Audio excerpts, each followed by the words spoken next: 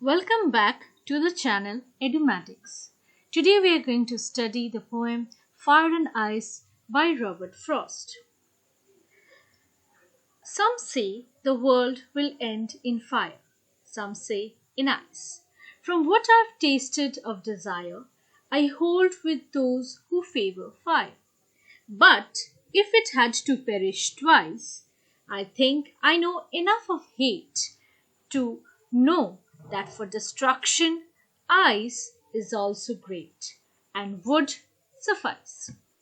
So let's see this poem, Fire and Ice, written by Robert Frost.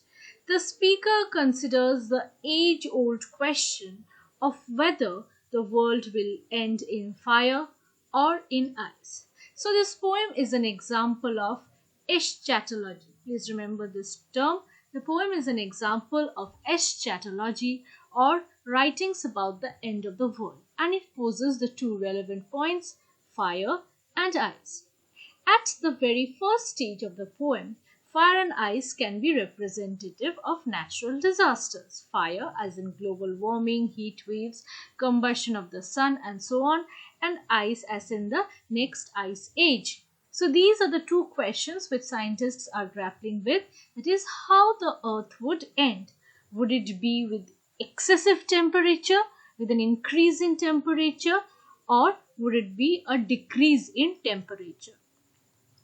But as soon as the naturalistic ends to the world are suggested, naturalistic ending through natural means, the poem changes directions and refers to them as representatives of human emotions and intelligence. So we are moving on from nature to the human.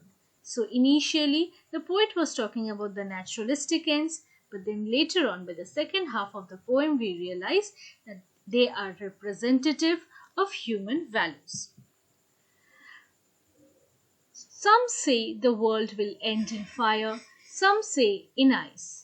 From what I've tasted of desire, I hold with those who favor fire. So how are human beings going to destroy the planet? Will it be in a blaze of suffocating heat or fire, or will it be in the blast of ice? So this short poem outlines the familiar question about the fate of the world. People are on both sides of the debate. So see, some say. So in both the first and the second line, we see that the people who hold this view are some. So more than one person, and it is not just only the narrator. So people are on both sides of the debate, and Frost over here is a poet, introduces the narrator to provide his personal take on the question of the end of the world. The narrator first concludes that the world must end in fire. See, I hold with those who favor fire. So it appears as if he thinks that it would be fire that would end the world. Yet after considering his experience with ice or hatred, the narrator acknowledges that ice would be equally destructive.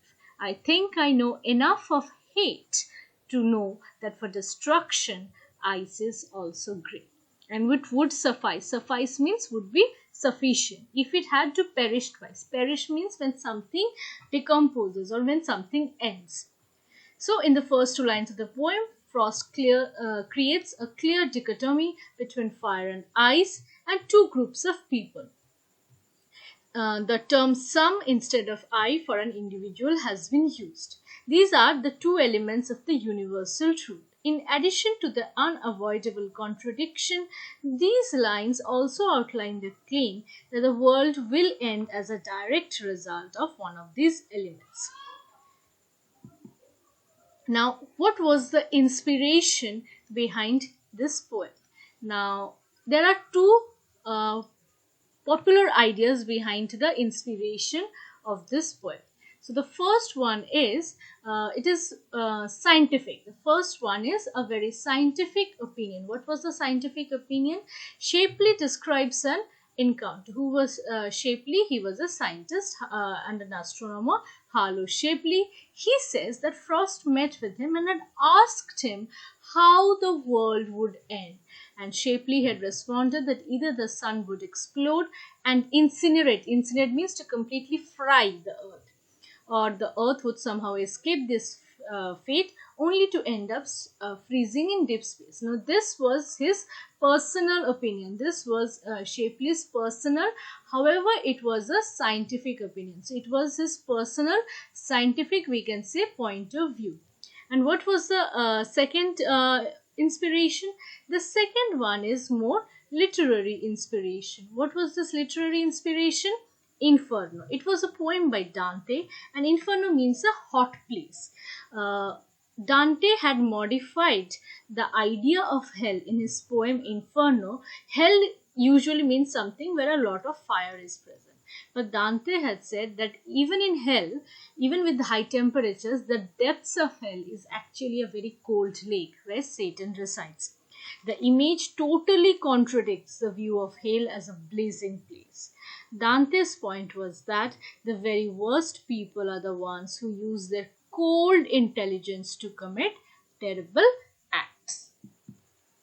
So this was actually Dante's idea, and if you can see that the pit of hell is actually full of ice. So the deepest pits of hell is actually full of ice. Robert Frost, in his own inimitable way, chose both. The poem expressing this dualism in a different rhythmic manner. This was invented by none other. This writing style has been invented by Frost himself, and it was in fact inspired from Dante's in Divine Comedy. So Frost may have borrowed this idea. So Dante wrote in a new form in Divine Comedy, which inspired Frost to write in this manner. The two possibilities for the world's destruction correspond directly to a common scientific debate during the time. Some scientists believed that it would be a fiery core, others believed that the coming ice age would destroy all living things on the earth's surface. Now children, please remember, in the past it was both. We had the ice age which had freezed several you can say land masses on earth, and we have also had a fiery end. How? When the dinosaurs were extinguished because of the meteorite crashing on earth. So earth has experienced both. Earth has experienced a cold end, earth has experienced a hot end as well. Within this, however, within this scientific perspective, since this is literature, Frost has introduced an emotional side, a passionate desire of fire and hatred with ice. The world can be recognized as a metaphor for a relationship. So when two people are in a relationship, their relationship is that entire world. And what can end that relationship? Too much fire or passion can consume a relationship, whereas cold indifference and hate can be equally destructive. So fire and ice are symbols of two different sides of the human animal. So first we have a naturalistic viewpoint, but then as the poem moves on to the next lines, we find that the humanistic point of views are also now taking over. The passionate and the rational. Our passions define our animal nature, and our reason makes us humans. The poem argues that the human mind and intelligence is an equally dangerous weapon, and obviously we have the power to turn the earth into a cold and uninhabitable wasteland.